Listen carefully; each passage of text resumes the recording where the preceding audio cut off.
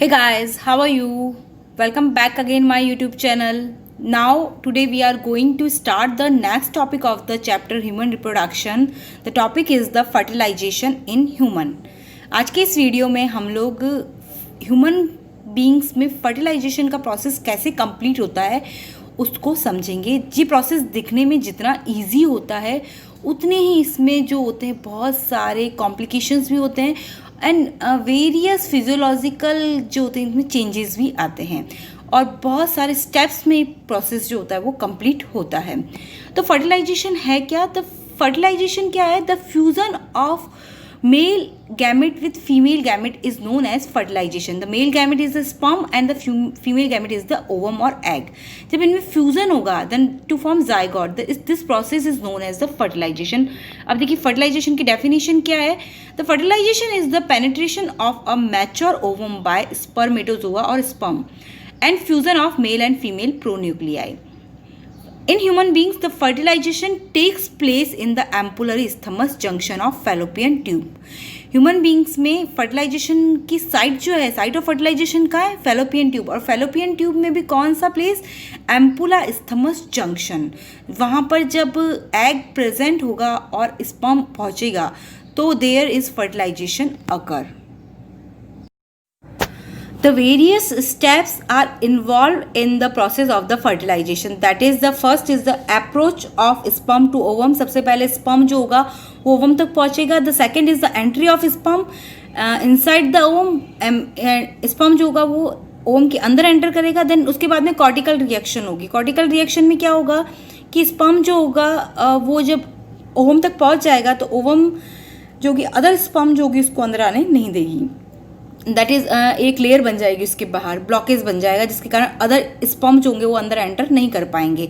And the fusion of the pronuclei, जब sperm अंदर पहुंच चुका है ओम के तो वहाँ पर उनके दोनों के न्यूक्लियस जो होंगे वो फ्यूज होंगे. अब देखिए इसमें जो मैंने एक फ्लो चार्ट बनाया है इससे आप समझिए इसको और डायग्राम के साथ में. The during coitus insemination occur. The coitus is the process in which the male is sexual contact with the female and इस प्रोसेस के थ्रू क्या होगा? इंसेमिनेशन होगा. इंसेमिनेशन का मतलब क्या होता है? The semen is released by the penis into the female genital tract that is the vagina. Vagina में क्या होता है कि जो होते हैं स्पर्म जो होते हैं वो मेल जो होता है वो सिक्रीट करता है. देन यहाँ पर एंटर करने के बाद यहाँ पर इनमें फर्टिलाइजेशन प्रोसेस जो होता है वो कंप्लीट होता है. Then sperms swim rapidly through cervix, enter into uterus and reach the ampullary isthmus junction. और कहाँ पर ampullary isthmus junction जो होता है वहाँ पर ये जो होते हैं sperm जो होते हैं वो पहुँच जाते हैं. In the process of the fertilization, various enzymes or protein are required, and that enzymes and protein are secreted by the ovum and sperms. जो होते हैं बहुत सारे एंजाइम सिक्रीट होते हैं जो कि स्पर्म से जो एंजाइम सिक्रीट होते हैं वो एग्स जो होती हैं उनकी मेम्ब्रेन्स को पेनिट्रेट करने के लिए हेल्प करते हैं जिससे कि इजीली स्पर्म जो है वो ओवम में एंटर हो सके और फर्टिलाइजेशन का प्रोसेस जो वो कंप्लीट हो सके. तो नेक्स्ट स्टेप में क्या होगा? जब वो स्पर्म जो है वो पहुंच गया अब कहाँ पर? एम्पुलर इस्थमस जंक्शन पर. Now addition of sperm with the ovum. अब क्या होगा कि ओवम की सरफेस पे प्रेजेंट होते हैं एक एसिडिक प्रोटीन होता है जिसको कहते हैं फर्टिलाइजिन, और स्पर्म की सरफेस पे प्रेजेंट होता है protein anti fertilizin. They both are chemotaxis. It means ये दोनों एक दूसरे को क्या करते हैं? अट्रैक्ट करने के लिए. स्पर्म जो होता है वो ओवम से अट्रैक्ट हो तो इसीलिए ये प्रोटीन जो होते हैं ये इनकी सरफेस पे प्रेजेंट होते हैं, और स्पर्म जो होता है ये कांटेक्ट आता है किसके साथ में? ओवम के साथ में. यहाँ आकर के ओवम से अटैच हो जाता है, चिपक जाता है, एडिसेंस हो जाता है लाइक अ की लॉक मैनर, बिकॉज ये स्पीशीज स्पेसिफिक होते हैं. देन उसके बाद में इसमें कैपेसिटेशन जो होता है वो प्रोसेस होता है. कैपेसिटेशन क्या होता है? इसमें क्या होता है? In which the sperms attain the capacity to fertilise the ovule. After capacitation sperm attain with acrosome acrosome से अटैच हो जाता है। एक्रोसोम क्या होता है? तो एक्रोसोम जो होता है वो हमने पढ़ा था स्पर्म के आगे जो है हेड रीजन में प्रेजेंट एक कैप लाइक स्ट्रक्चर होती है। It release the lysine enzyme called hyaluronidase. Hyaluronidase क्या हेल्प करता है? ये डिसॉल्व करता है एग की मेम्ब्रेन्स को। साथ इसमें एक और सीक्रेट होता है enzyme, that is the corona penetrating enzyme, जो कि क्या करता है? कोरोना रेडिएटा, एग के बाहर जो मेम्ब्रेन होती है कोरोना रेडिएटा, उसको क्या करता है? उसको पेनिट्रेट करने में ये एंजाइम हेल्प करता है। देखिए ये स्ट्रक्चर जो है एग की है, जिसमें बाहर वाली लेयर जो है वो है कोरोना रेडिएटा, येलो कलर की आपको दिख रही है। देन उसके बाद में अंदर वाली लेयर जो है जोना पेलुसिडा, एंड देन उसके बाद में जो है प्लाज्मा मेम्ब्रेन होती है। तो इस तरह से क्या होता है, स्पर्म जब इसके कांटेक्ट में आ रहा है, आप देख रहे हैं डायग्राम में स्पर्म्स आ रहे हैं, एक स्पर्म जो है पूरा कोरोना रेडिएटा के अंदर जो हो रहा है ये एंटर हो गया है, इसको डिसॉल्व करना स्टार्ट करेगा। तो स्पर्म्स जो होते हैं उनके एक्रोसोम में प्रेजेंट जो हाइलुरोनिडेज एंजाइम्स है वो इनकी मेम्ब्रेन को डिसॉल्व करने के काम आएगा, जिसमें कोरोना रेडिएटा सबसे पहले जो होगा कोरोना रेडिएटर को पेनिट्रेट करेगा, कोरोना पेनिट्रेटिंग एंजाइम, उसके बाद में होगा जोना लाइसिन एंजाइम, और एक्रोसिन जो कि जोना पेलुसिडा जो होता है उसको क्या करेगा? वो डिसॉल्व करेगा। यानी स्पर्म जहाँ से एंटर हो रहा है एग के अंदर, जहाँ से जिस पोर्शन से एंटर हो रहा है वही वाली जो मेम्ब्रेन होगी वो डिसॉल्व होगी, और वो इस तरह से अंदर जो होगा इसके ओवम के एंटर करेगा। तो इस तरह से स्पर्म जो है वो एग के अंदर एंटर करते हैं। तो जोना लाइसिन एंजाइम एक्रोसिन भी कहते हैं to digest the zona pellucida region, and the sperm lysin dissolve the plasma membrane of the ovum. अब स्पर्म एंटर कर जाएगा किसके अंदर? Inside the ovum. बट यहाँ पर जैसे ही वो एंटर करेगा तो जहाँ से वो एंटर कर रहा है वहाँ पर जो होगा एक्टिवेशन ऑफ ओवम स्टार्ट होगा। इट मीन्स ओवम जो होगा उसमें कुछ चेंजेस आएंगे। Then several structural and physiological changes are initiated in the egg. This is called the activation of the ovum. ovum में कौन कौन से changes आते हैं? जिस point से sperm अंदर enter कर रहा है, तो सबसे पहले तो color of the ovum is changed starting from the point of the contact, जहाँ से कॉन्टैक्ट हो रहा है। आप देखो मैंने एक डायग्राम शो कर रखा है, आप देख रहे हैं कि ये ओवम स्पर्म जो है वो आ रहा है नियरेस्ट किसके?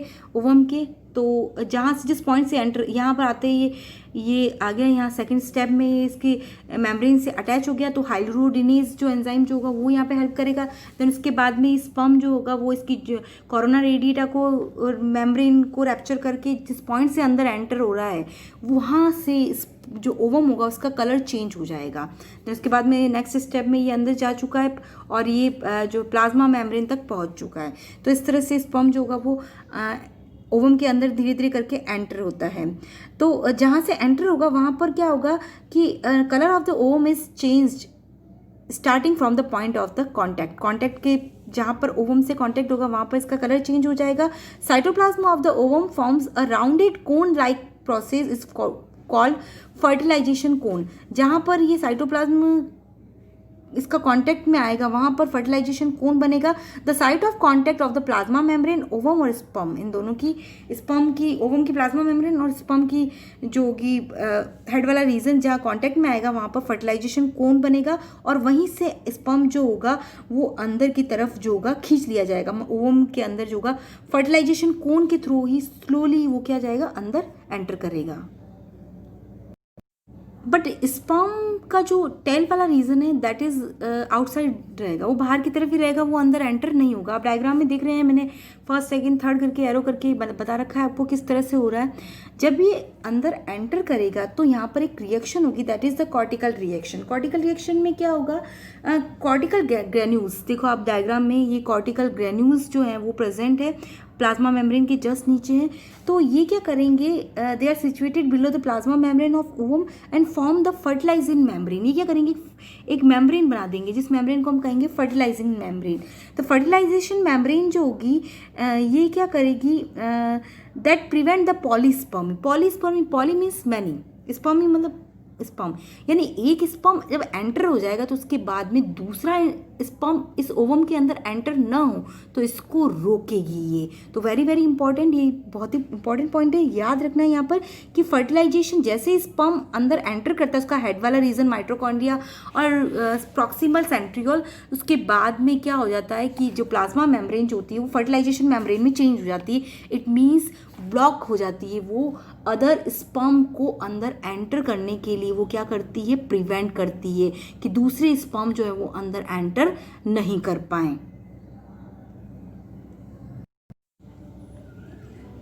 Now the cortical granules present below the plasma membrane to form fertilization membrane that prevent polyspermy. Then as the sperm enters the ovum यानी सेकेंडरी न्यूक्लियस, अब देखिए जो स्पर्म एंटर हुआ है अंदर वो 180 डिग्री के एंगल पे टर्न हो जाएगा, रोटेट हो जाएगा, पोजीशन चेंज कर लेगा, इसका न्यूक्लियस जो होगा वो पीछे की तरफ आ जाएगा और प्रॉक्सिमल सेंट्रियोल जो होगा वो आगे की तरफ आ जाएगा, मूव करेगा। तो प्रॉक्सिमल सेंट्रियोल जो होगा वो किसको मिलेगा, एग को, बिकॉज इसका जो सेकेंडरी ऊसाइट है अभी ओवम में चेंज नहीं हुआ। जैसे ही ये इसको सेंट्रियोल मिलेगा it complete their metaphase second complete करेगा, मियोसिस सेकेंड की मेटाफेज सेकेंड जो अरेस्ट थी इसमें, और वहाँ पर ये कंप्लीट होगी and it to form the ovum and secondary polar body. Then polar body जो कि आगे जाके डीजनरेट हो जाएगी और जो ओवम बना है ये ओवम जो होगा ये क्या करेगा, ये आगे जा कर के और स्पर्म के न्यूक्लियस से कांटेक्ट होगा। तो as the sperm enters the ovum यानी secondary oocyte it gets activate and undergoes the second meiotic division to form ovum, haploid ovum and polar body. The sperm changes position and rotates at the angle of the 180 degree. Nucleus of sperm fuses with the nucleus of the ovum. This process is known as the amphimixis. और fertilisation और सिमगैमी, और इस fertilisation जब हो जाएगा तो zygote is form. तो इस तरह से फर्टिलाइजेशन का प्रोसेस जो होता है वो ह्यूमन बींग्स में कंप्लीट होता है। चलिए हम फटाफट से एक बार रिवाइज कर लेते हैं। आफ्टर इंसेमिनेशन द स्पर्म्स जो होते हैं एंटर इनटू द वेजिना और female genital tract, then they enter into cervix से होते हुए यूट्रस को क्रॉस करके they reach the ampullary isthmus junction पे पहुंच जाते हैं जहां ऑलरेडी ही एग प्रेजेंट है। अब एग की जो मेम्ब्रेन्स होती है उनको डिज़ोल्व करने के लिए एक्रोसोम में बहुत सारे एंजाइम्स होते हैं जिससे एग मेम्ब्रेन डिज़ोल्व होती है।